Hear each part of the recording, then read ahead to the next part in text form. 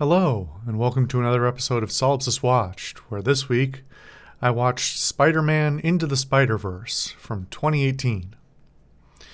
Now, this is a movie I've actually talked about on the show before, I think multiple times even, despite the fact that I've never actually watched it. Around the time that it came out, it made such a sort of a splash and was very notable for its animation style alone that it was sort of had ripples throughout the animation film circles for a lot of time after. And especially at a time when I think the MCU was starting to wane a little bit and people were getting some of that MCU fatigue, it was also a little bit of a breath of fresh air as it was sort of doing something a bit different. Now, don't get me wrong, I've been vocal before on this show about my problems with Sony and their tactics, how they handle their IPs, how they handle their productions. There are many mistakes when it comes to both how they operate their company and how they make art, or allow other people to make art for them. But for all intents and purposes here, credit where credit is due. I often don't have a lot of positive things to say about Sony's productions, and I've criticized many of them on this show. But this is a very, very solid return to form when it comes to making some good Spider-Man content, let's say. And that's not to say that there's anything dramatically wrong with the stuff in the MCU, but this surprised me in a variety of ways that I wasn't quite anticipating. So this is obvious. I'm not going to rehash again the whole way that Disney and Sony have split up the different versions of Spider-Man and how the crossovers happen between their universes. It's too much time and you probably already know it. But it's interesting to see here that this is a movie that is focusing on Miles Morales, a different version of Spider-Man, non-Peter Parker. And he's not the first non-Peter Parker, but he's one that I find really interesting from a narrative standpoint, but also one I don't know that much about, if I'm totally honest. I think I've only read like one comic with him in it before. And it wasn't actually until I was doing a little bit of reading up after watching the movie that I realized I didn't realize just how new a character he is. I think he debuted in like 2011 or something like that. And I'm surprised he didn't debut before. For some reason, I thought he debuted in the late 90s or something like that. But interesting character, and one that, again, I don't know that much about. I didn't realize just how young he is. I think either it didn't register to me, or the comic that I read before was of him when he was a little bit older.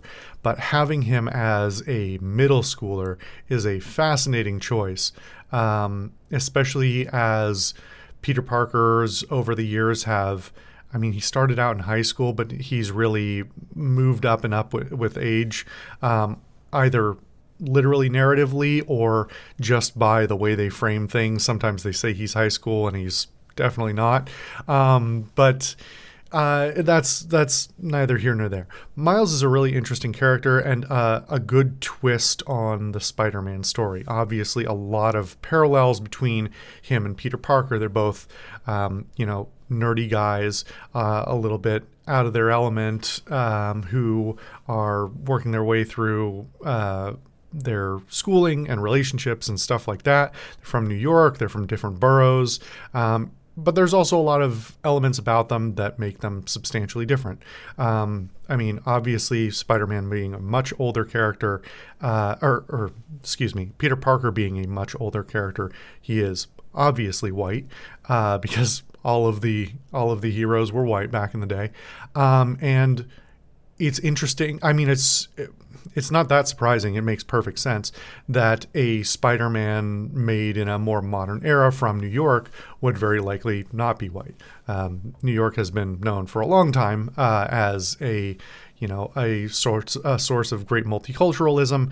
and having a different, not trying to, make a clone of Peter Parker with a different name means that picking a different borough and picking somebody who's has a different like racial background and life experience makes a lot of sense. What's interesting here is they make no acknowledgement of it in this film that I noticed, and I mean none, like literally zero. And I think frankly, that's smart for a whole bunch of reasons. Some of it is just meta, that if you're making media, that some people get outraged for some reason. But that doesn't mean that it doesn't have its elements in the story that are sort of meta, elements about the narrative beats they work on, the idea of being sort of an outsider, feeling out of your element.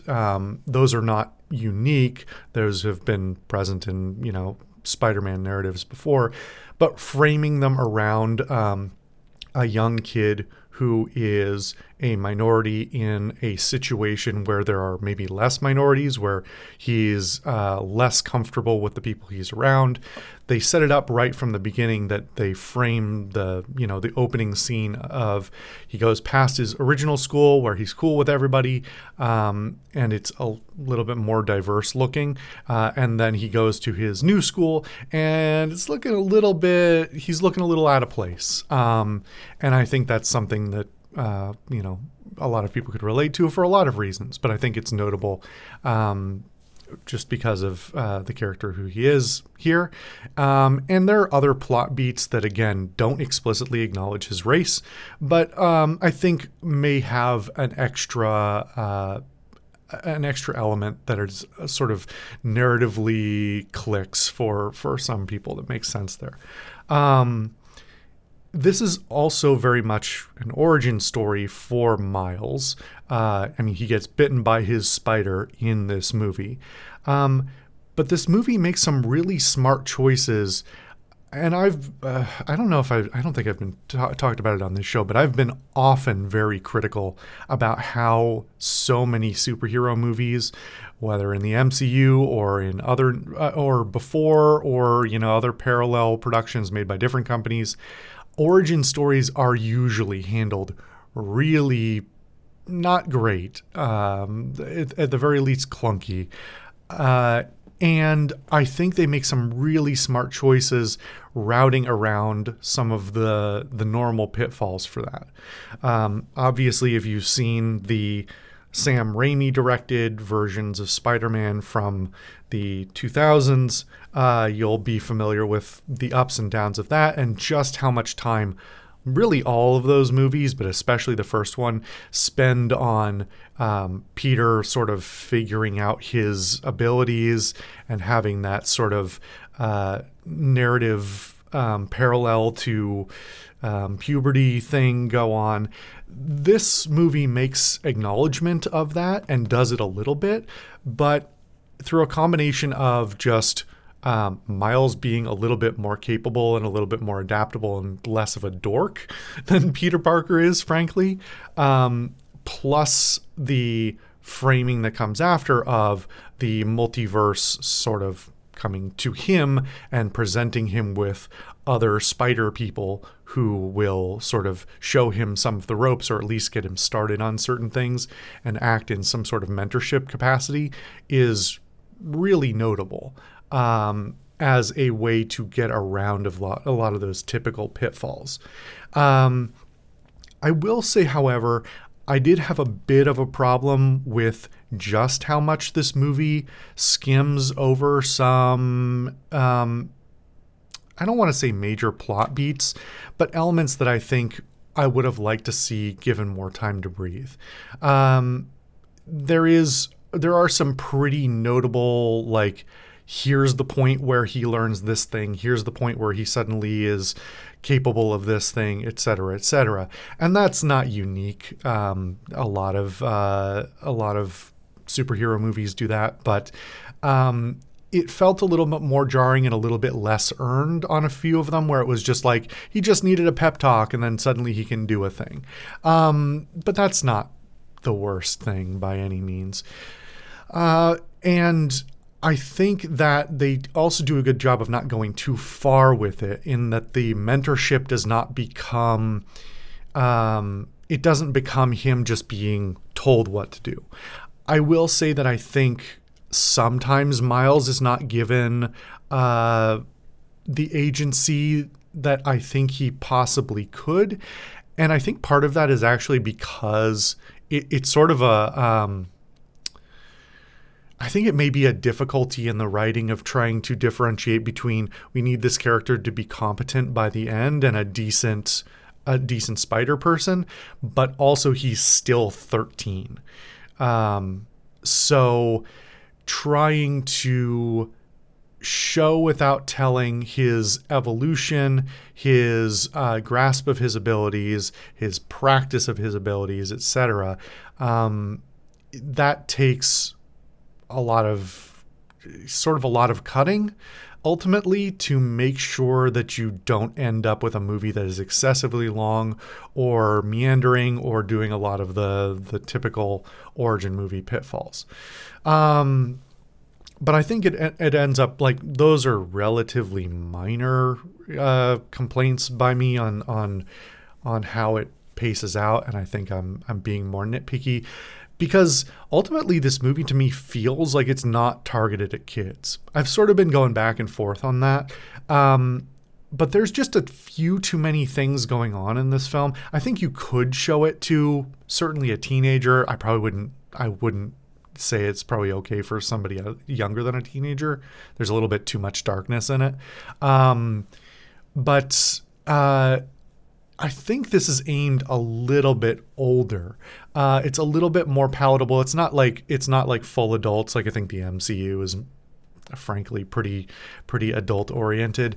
But despite appearances, like this takes a pretty heavy tone at certain moments, does some sort of slightly disturbing things in certain moments that I think would not be great for a younger kid.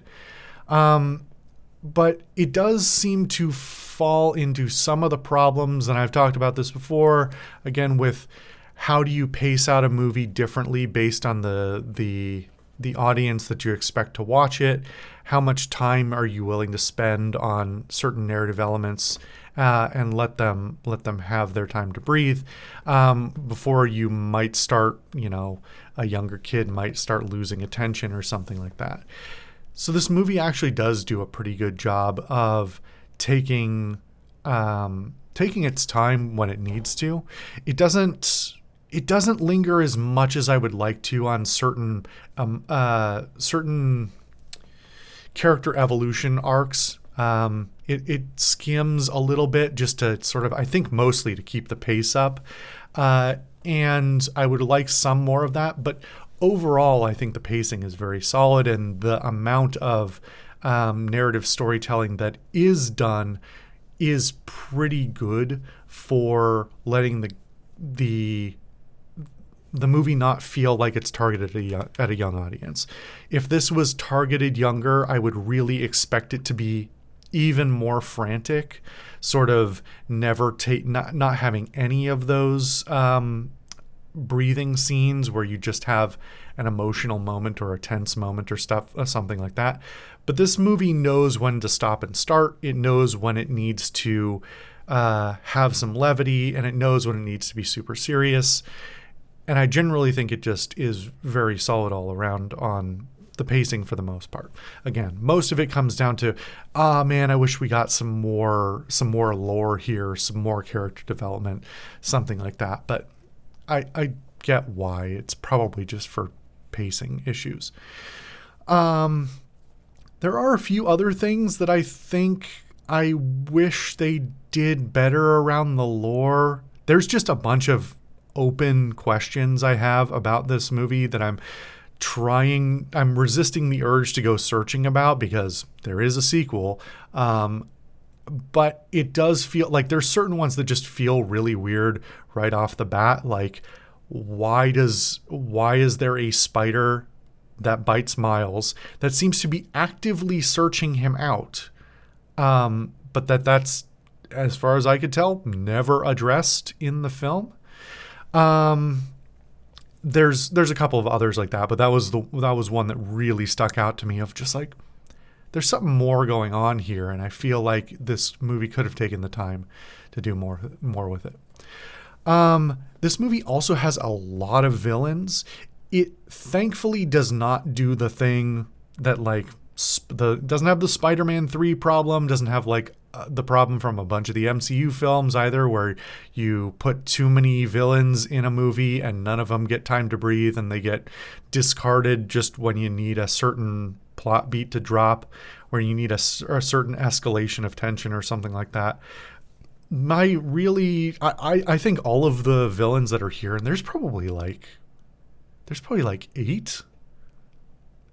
like 8 or 10 in this movie, and I think they all have their place. It actually works especially well, given that you have like 6 spider people. It makes for compelling like tag team fights and stuff like that. They don't overplay it, and they don't try and over explain why everybody's there. It's just like, everybody's working for Fisk. There's just more villains. Just don't worry about it. They all have their roles. They're doing different things.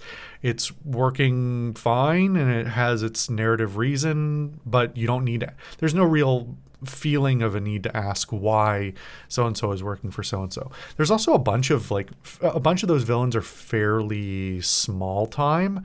And actually it's kind of interesting to see Fisk be the sort of the big bad, at least the leader of the pack, because it really depends on which version of Fisk you get. But usually if he's the major big bad, he's Daredevil's more of a villain to Daredevil than he is to Spider-Man. But to see Doc Ock, this iteration of Doc Ock's really interesting, and I actually wish they had more screen time, because again, there's more lore to be had. I'm the lore person, so I always want that. But anyway, I've gone off on a little bit of a tangent. That is all to say that I think all of the villains have their place. They don't overstay their welcome. They pick some fun ones that you don't see very often. They even revamp some that, like, I literally forgot Scorpion, because he looks totally different here than he does in a lot of the comic iterations. And what a weird villain. Anyway, I digress. So anyway, that's most of sort of the narrative stuff. I think the writing is very solid. It tells, again, a well-paced story. It has some clever writing. It doesn't over-explain itself. It doesn't overstay its welcome either. And again, while I wish it had more, I can't really blame them for doing that with them. That's just, my personal want. But writing wise, really solid. There's a few really, really good lines. Two of them that like genuinely made me tear up, because I think they're just really lovely. So writing really good. This is written by, I want to say Lord and Miller, but it's not. It is Phil Lord. I believe Christopher Miller is a producer on it, but he was not one of the writers. So this is written by Phil Lord, and then the screenplay is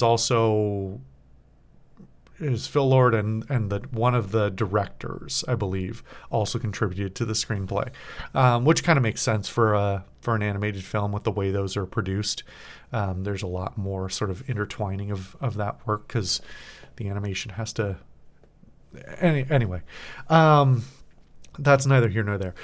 Lord and Miller are writers who I generally think are pretty good. I don't love them quite as much as some folks do, but I think they do very solid work, even if it's something I don't love. But I think it's quite solid here. I'm not really familiar with the directors and stuff, and especially with this being an animated film, obviously that all operates a little bit differently.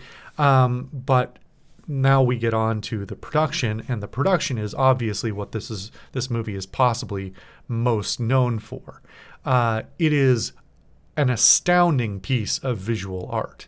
And while I do have a few nitpicks about it that obviously only having seen like a few clips or trailers or stuff before, it's hard to get a perspective on the entire animation of a 2-hour film. It is very, very solid. There are a few moments where I was like, this is a little bit too visually frantic. I'm having a hard time keeping track of everything that's going on. That is a tiny, tiny amount of the total time. And in general, the storyboarding for this movie, I mean, this is an extremely chaotic movie visually. So storyboarding was super important. And generally, they did a really, really good job of making abject chaos be readable on screen. This is obviously in comparison to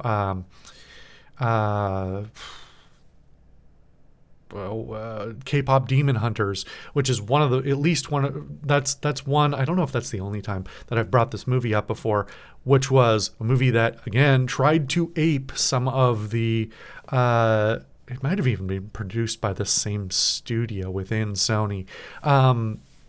They tried to mimic some of the animation style done here, and as I talked about in that video, which you should go watch if you haven't, that movie is a visual mess because the storyboarding is all over the place. You cannot the visuals do not flow.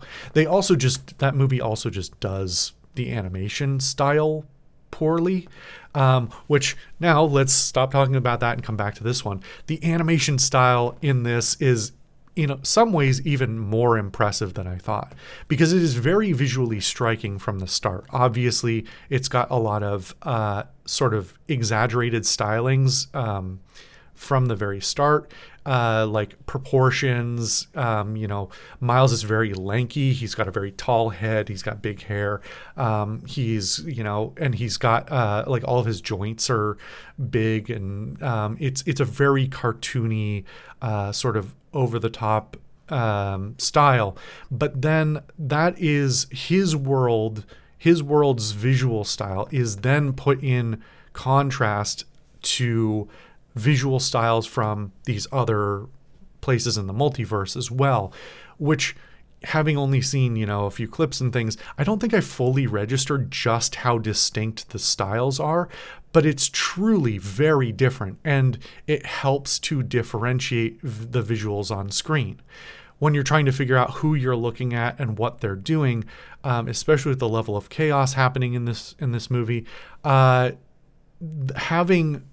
a completely unique visual style for a different character makes a hell of a difference. And some of it's really obvious, like Spider Noir is in black and white, but all of the different Spider people have like different, well, okay, not all of them. Like 3 of them have share proportions and everything with Miles, but they're sort of all the same. And then there's these other ones who have like their animation is a completely different style. It's in a different color palette. It's a different frame rate. It's animated with different animation stylings. That being sort of the way they manipulate the animations with their stretches and squishes and all these other, technical things that they do in animation that I'm not well versed enough to speak with authority on. But it is so clear just looking at characters side by side, or even in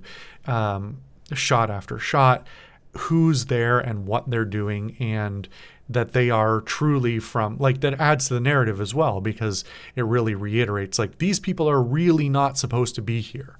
It hammers home subtextually, like, this multiverse thing is really bad for everybody, and everybody, we're all trying to resolve it.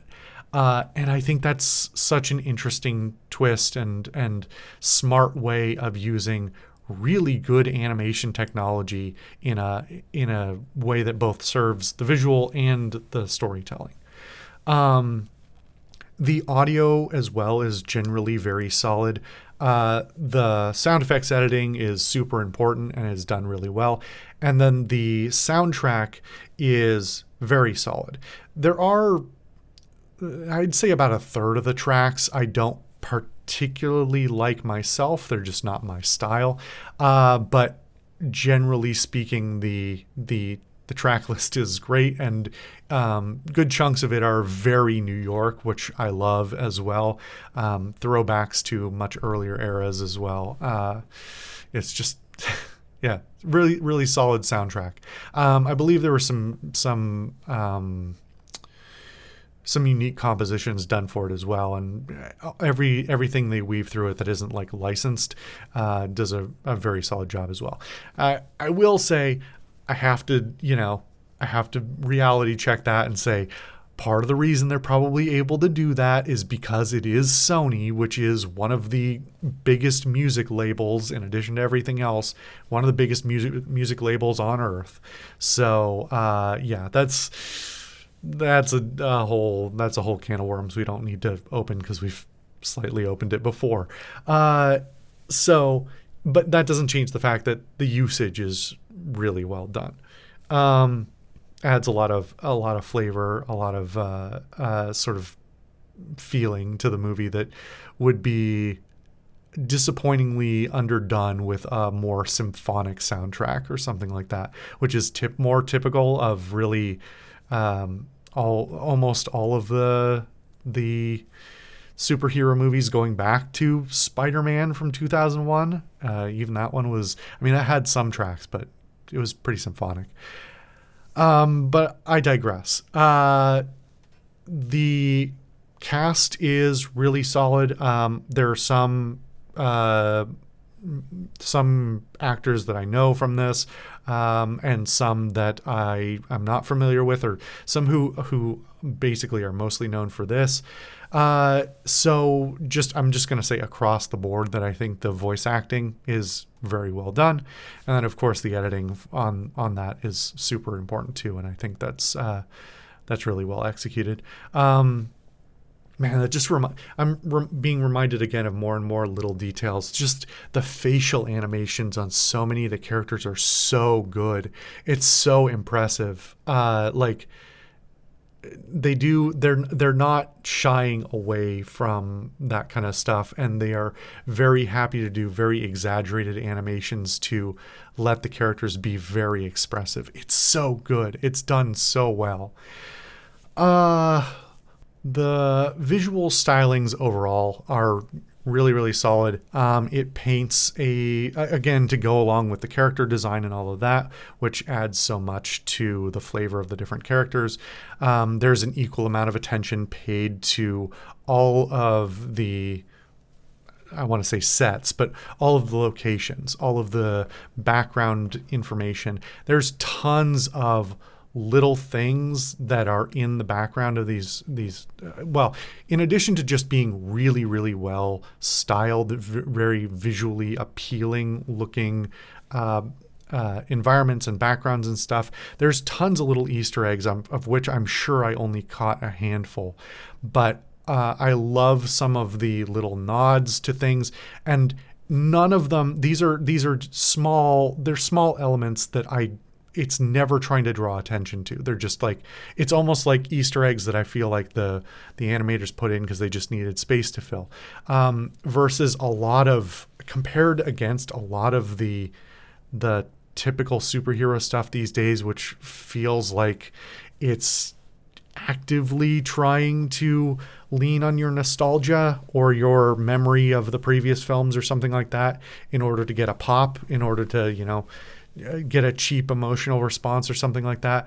This is more like, oh yeah, if you know this Spider-Man thing, then you'll recognize this, or if you know this background thing about how the movie, or how the like the Miles Morales character came to be, then this like stands out to you, or stuff like that.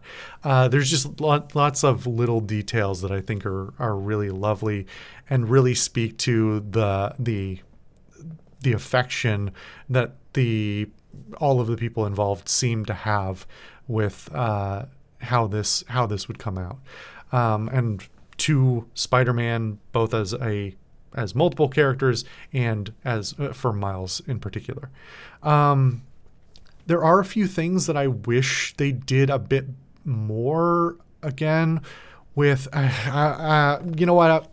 No, I'm going to say it because you know me. You know why I'm here. I'm all about the lore stuff. So somebody who is more familiar with Miles Morales in particular and it's Spider-Man in general can maybe speak to this better than I can. But I would have liked to see more done with the Spider-Verse elements. Ultimately, the narrative reason for the whole Spider-Verse thing ultimately is kind of nothing. It's a little bit of a MacGuffin, not a MacGuffin because that's a physical thing. Whatever the word is, it's a little bit of a non-issue because it's more about explaining how these characters got here and explaining what we need to do at the end of the movie to, get this whole situation stabilized. I'm trying not to spoil too much here.